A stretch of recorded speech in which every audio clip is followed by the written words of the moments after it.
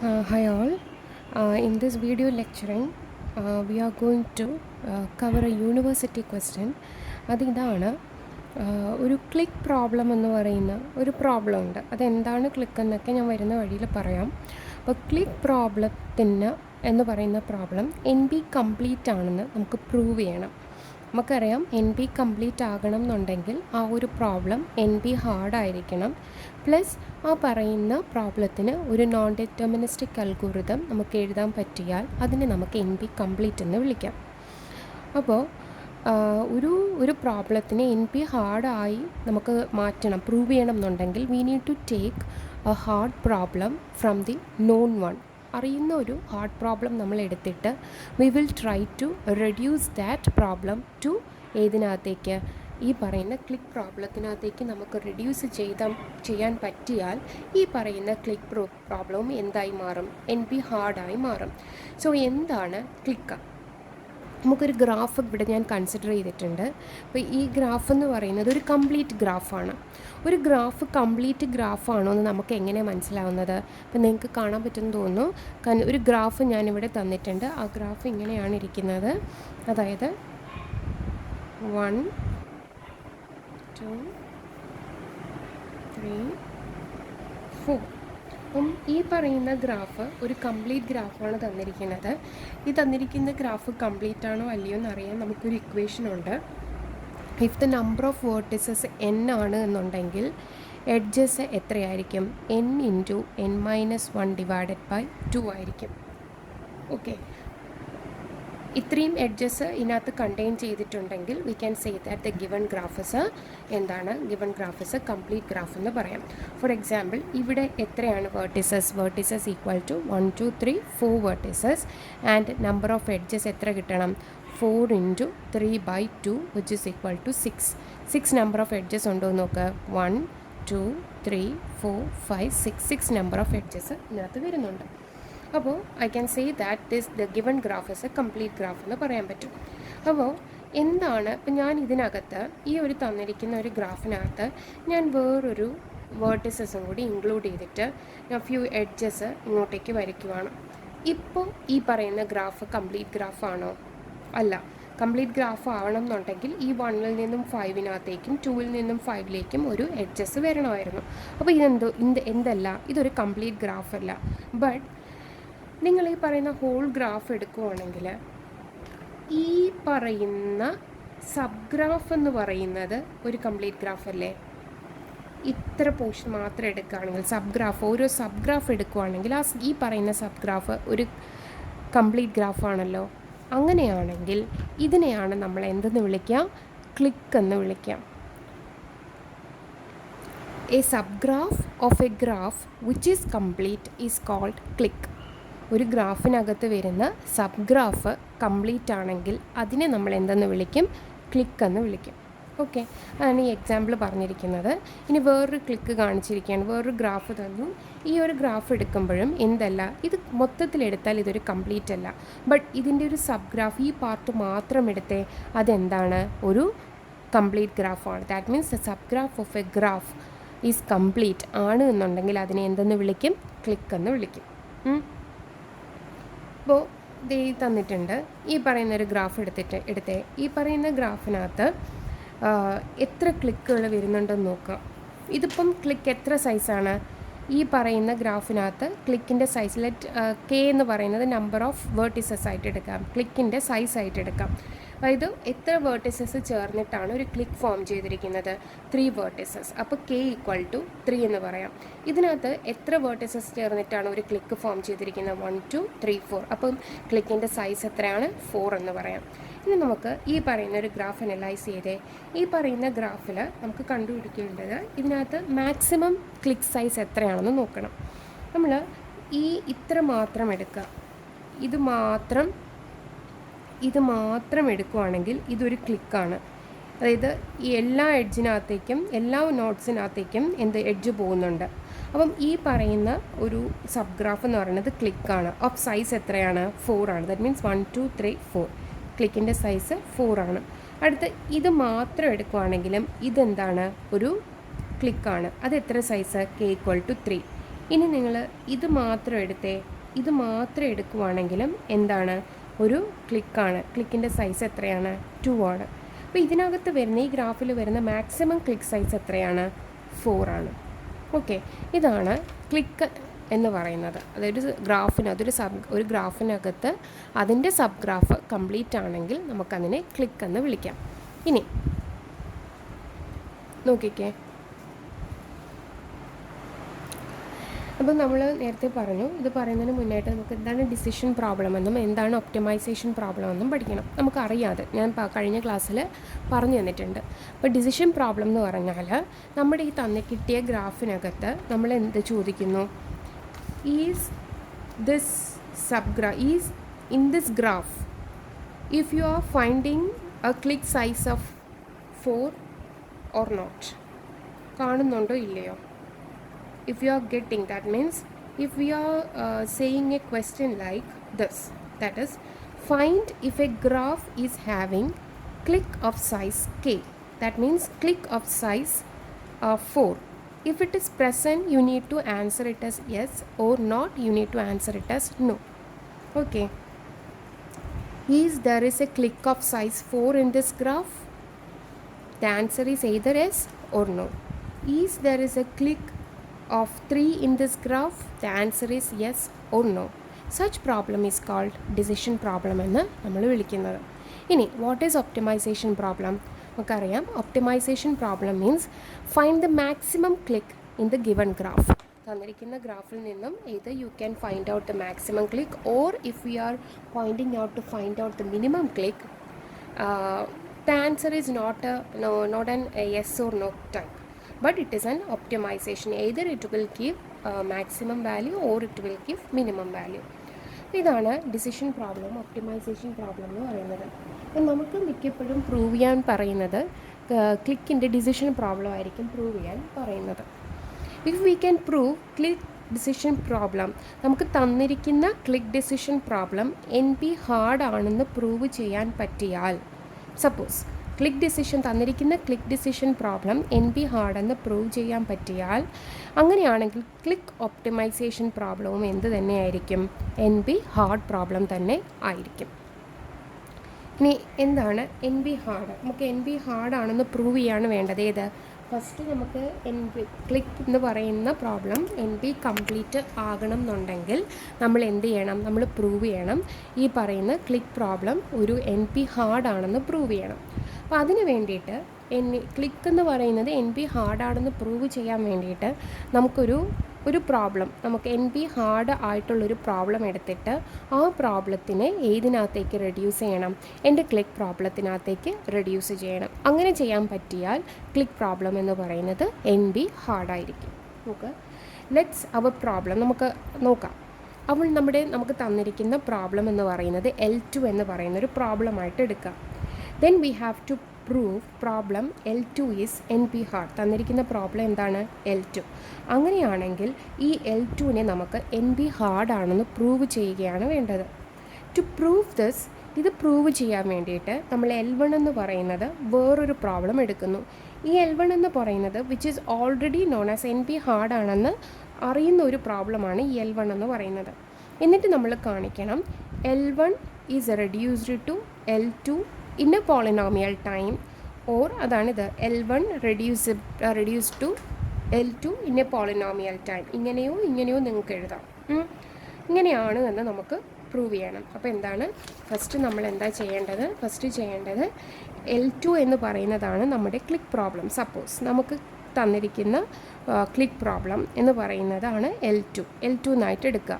അപ്പോൾ ഈ പ്രോബ്ലമാണ് നമുക്ക് എന്തായിട്ട് പ്രൂവ് ചെയ്യേണ്ടത്? NP ഹാർഡ് എന്ന് പറഞ്ഞ് നമ്മൾ പ്രൂവ് ചെയ്യേണ്ടത്.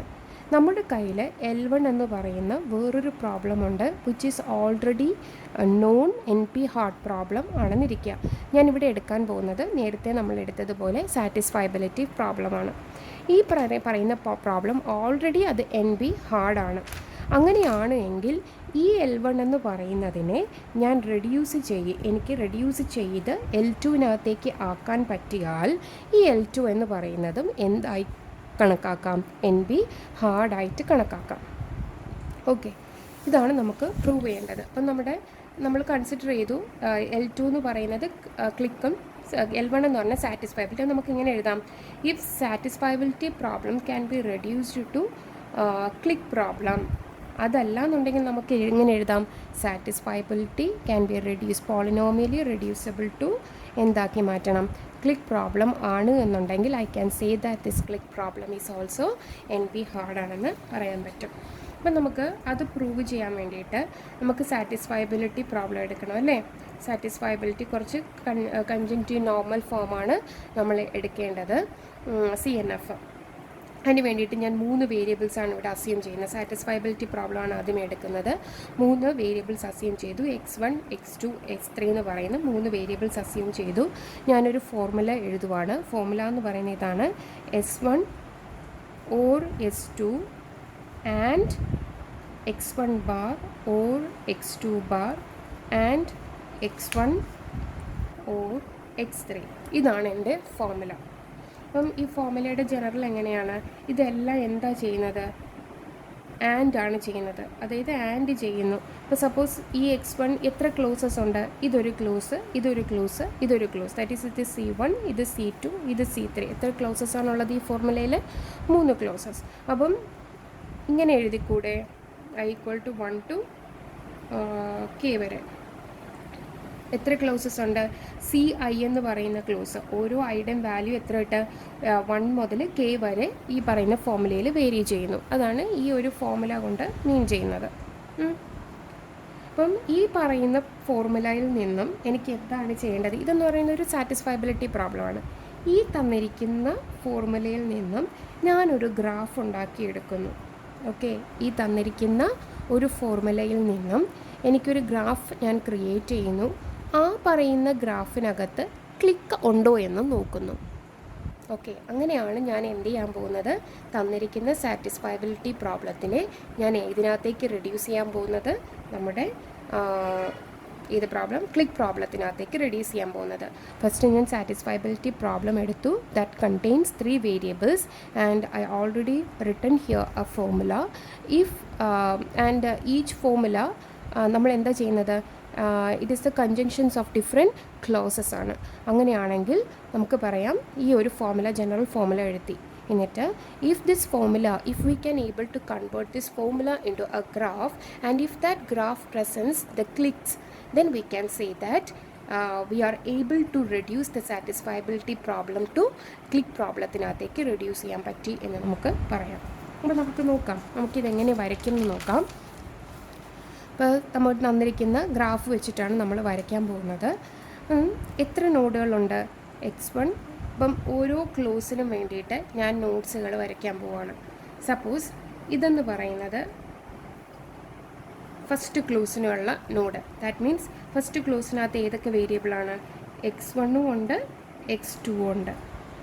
ഓക്കെ, ആദ്യത്തെ ക്ലോസ് ആണെന്ന് കാണിക്കാനായിട്ട് ഞാൻ കോമ ഇട്ടിട്ട് 1 വെച്ച് എഴുതുന്നുണ്ട്. ഇവിടെ അതുപോലെ തന്നെ കോമ ഇട്ട് 1 എന്ന് പറഞ്ഞ് ഞാൻ എഴുതുന്നു, ഫസ്റ്റ് ക്ലോസ് എന്നുള്ളത്. ഇനി സെക്കൻഡ് ക്ലോസിൽ കിടക്കുന്നത് X1 bar or X2 bar. അപ്പോൾ അതിന് ഞാൻ 2 നോഡുകൾ ഇവിടെ വരയ്ക്കും. എന്താണ്?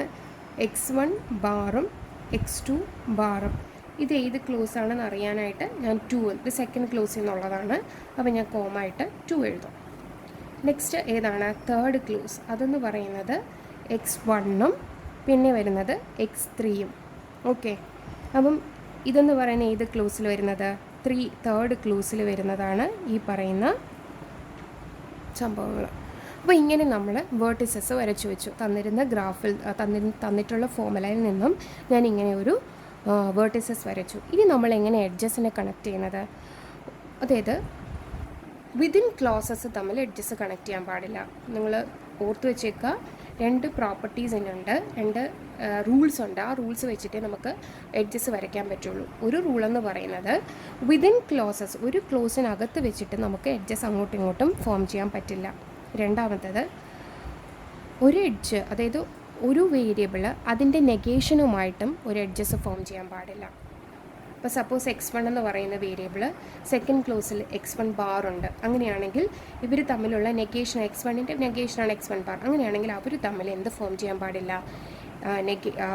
എഡ്ജസ് ഫോം ചെയ്യാൻ പാടില്ല. ഈ 2 റൂളാണ് നമ്മൾ നോക്കേണ്ടത്. അപ്പോൾ നമുക്ക് വരയ്ക്കാം. ആദ്യമേ നമുക്ക് x1 എന്നുള്ളത് വരയ്ക്കാം. ക്ലിക്ക് ആകണം എന്നുണ്ടെങ്കിൽ ഇറ്റ് ഷുഡ് ബി കംപ്ലീറ്റ് ആയിരിക്കണം. അപ്പം എല്ലാ വേർട്ടിസസിൽ നിന്നും നമ്മൾ മാക്സിമം എന്ത് ചെയ്യണം, അടുത്ത വേർട്ടിസസിനകത്തേക്ക് എഡ്ജസ് കണക്ട് ചെയ്യണം. അപ്പം നമ്മൾ x1 ആണ് എടുക്കുന്നത്. x1നെ ഇതിനകത്തേക്ക് കണക്ട് ചെയ്യാൻ പറ്റുമോ? x1നെ x1 ബാറിനകത്തേക്ക് നെക്സ്റ്റ് ക്ലോസിനകത്തേക്ക് കണക്ട് ചെയ്യാൻ പറ്റില്ല, ബിക്കോസ് അത് നെഗേഷനാണ്. അപ്പോൾ ഇത് പറ്റില്ല. ഇനി x1നെയും x2 ബാറിനെയും പറ്റും. അപ്പോൾ x1 x2 ബാർ എന്ന് പറഞ്ഞിട്ട് ഒന്ന് വരച്ചു.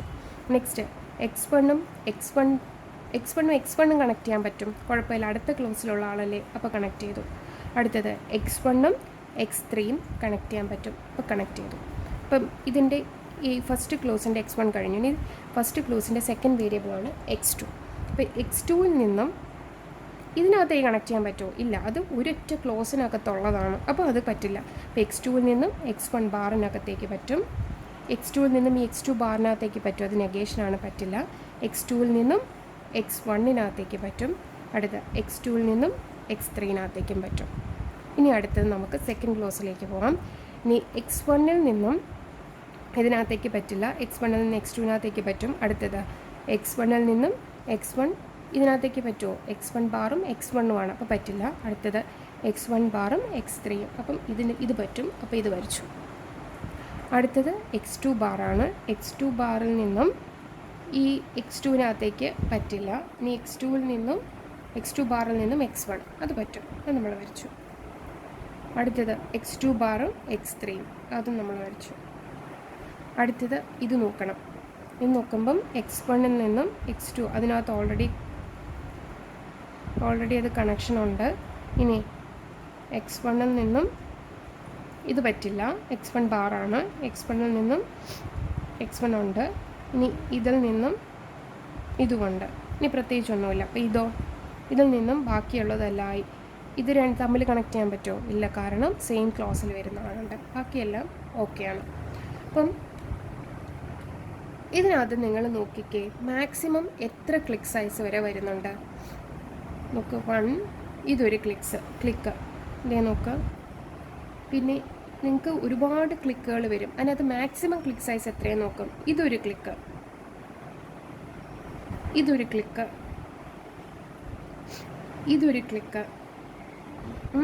അതൊന്നിൽ കൂടുതൽ ക്ലിക്ക് വരും. എങ്ങനെ പോയാലും ഇപ്പം ഞാൻ എടുക്കാൻ പോകുന്നത് ഈ പറയുന്നതാണ്, ഞാൻ ഈ വരയ്ക്കുന്നതാണ് എടുക്കാൻ പോകുന്നത്.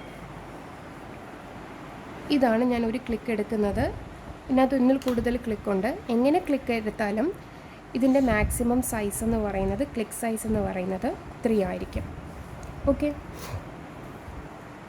ഇപ്പം നോക്കിക്കേ, നമ്മുടെ സാറ്റിസ്ഫയബിലിറ്റി പ്രോബ്ലത്തിനകത്ത് നമുക്ക് തന്നിരുന്ന ഫോർമുലയിൽ എത്ര ക്ലോസസ് ഉണ്ട്? 3 ക്ലോസസ് ഉണ്ട്. നമുക്ക് ആ പറയുന്ന ഫോർമുലയിൽ നിന്ന് നമ്മളൊരു ഗ്രാഫ് കൺസ്ട്രക്ട് ചെയ്തപ്പോൾ അതിനും എത്രയാണ് മാക്സിമം ക്ലിക്ക് സൈസ് വന്നത്? 3 വന്നു. അപ്പോൾ തന്നിരുന്ന സാറ്റിസ്ഫയബിലിറ്റി പ്രോബ്ലത്തിൽ നിന്നും നമ്മൾ എന്ത് ചെയ്തു? ഒരു ഗ്രാഫ് ഫോം ചെയ്തിട്ട് അതിൻ്റെ രണ്ടിൻ്റെയും ക്ലിക്ക് സൈസ് 3യും അതുപോലെ തന്നെ സാറ്റിസ്ഫയബിലിറ്റി പ്രോബ്ലത്തിൻ്റെ നമ്പർ ഓഫ് ക്ലോസസും 3 ആണ്. അങ്ങനെയാണെങ്കിൽ നമുക്കൊന്ന് പോയി നോക്കാം. x1, അതായത് ഇവിടെ നോക്കണം. ഇനി നമുക്ക് ഈ ഒരു ക്ലിക്ക് സൈസാണ് ഞാൻ എടുത്തിരിക്കുന്നത്. ഇതിൽ നിന്നും ഞാൻ x1ൻ്റെയും x2ൻ്റെയും x3ൻ്റെയും വാല്യൂ ഞാൻ ഫോം ചെയ്യുവാണ്. അപ്പം 3 വേരിയബിളേ ഉള്ളൂ, x1, x2, x3. അപ്പം ഇത് നിങ്ങൾ എടുക്കുവാണെങ്കിൽ x1ൻ്റെ വാല്യൂ എത്രയാണ്? ഇവിടെ x1 ബാറാണ് എന്തായി വരുന്നത്? ട്രൂ ആയിട്ട് വരുന്നത്. x1 ബാർ എന്താണ്? ട്രൂ ആണ്. അപ്പോൾ x1 എത്രയായിരിക്കും? x1 bar true in the sense x1 ബാറിൻ്റെ വാല്യൂ 1 എന്നർത്ഥം. അപ്പോൾ x1ൻ്റെ വാല്യൂ എത്രയാണ്? 0. ഇനി ഇവിടെ x2 എന്ന് പറയുന്നത് ട്രൂ ആണ്. അപ്പോൾ x2ൻ്റെ വാല്യൂ എത്രയാണ്? 1 ആണ്. ഇവിടെ x3യുടെ വാല്യൂ എന്ന് പറയുന്നത് ട്രൂ ആണ്. സോ x3യുടെ വാല്യൂ എത്രയാണ്? 1 ആണ്. അപ്പോൾ x1ൻ്റെയും x2ൻ്റെയും x3യുടെയും വാല്യൂ നമ്മൾ ഈ പറയുന്ന ക്ലിക്ക് ഗ്രാഫിൽ നിന്നും ഫോം ചെയ്തെടുത്തു. ഇനി ഈ പറയുന്ന വാല്യൂ ഏതിനകത്തേക്ക് സബ്സ്റ്റിറ്റ്യൂട്ട് ചെയ്യുക?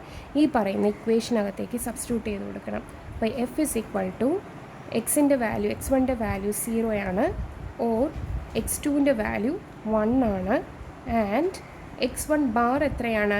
ഇവിടെ x1 ആണ് 0, അപ്പോൾ x1 ബാർ എത്രയാണ്? 1 ആണ്, ഓർ x2 ബാർ എത്രയാണ്? ഇവിടെ x2 1 ആയിരുന്നു, x2 ബാർ 0 ആകും, ആൻഡ് x1 എത്രയാണ്? x1 എന്ന് പറയുന്നത് 0 ആണ്. അപ്പോൾ 0 ഓർ x3 എത്രയാണ്? 1 which is equal to 0 or 1 എന്ന് പറയുന്നത് 1 ആൻഡ് 1 ഓർ 0 എന്ന് പറയുന്നത് 1 and 0 or 1 1 which is equal to 1. True എന്നാണോ കിട്ടിയത്? അപ്പോൾ ഇതിൽ നിന്ന് നിങ്ങൾക്ക് എന്ത് മനസ്സിലായി? From this given satisfiability problem I created a graph with clique of size k. That means with the click of size 3, that same clauses, we obtain the number of clauses in the satisfiability problem is 3 and also the obtained click size is 3. From the given click graph, we try to find out the values of x1, x2, x3. From the obtained value of x1, x2, x3, we substitute these values into the satisfiability problems formula. ആ പറയുന്ന ഫോമുലയിൽ ഇട്ട് കൊടുത്തു. അവസാനം നമുക്ക് എന്ത് കിട്ടി? എൻ്റെ value 1 എന്ന് കിട്ടി. ദാറ്റ് മീൻസ് ഇതിൻ്റെ അർത്ഥം എന്താണ്? Satisfiability problem can be polynomially reducible to clique decision problem. അങ്ങനെയാണ് എന്നുണ്ടെങ്കിൽ we can also say that CDP is NP hard. In order to prove this CDP is NP complete, if the corresponding click decision problem can create its own, can write or create its own non-deterministic algorithm, then we can say that CDP is a NP complete problem. ഇങ്ങനെയാണ് നമ്മൾ prove ചെയ്യുന്നത്. അതാണ് ഇവിടെ എഴുതിയിരിക്കുന്നത്. Last വന്നിട്ട് if the click have its own non-deterministic algorithm and is NP hard, then we can say that click is NP complete. അപ്പോൾ ഇതാണ് click problem. നിങ്ങൾക്ക് മനസ്സിലായെന്ന് വിശ്വസിക്കുന്നു. എന്തെങ്കിലും ഡൗട്ട് ഉണ്ടെങ്കിൽ ചോദിക്കുക. ഓക്കെ.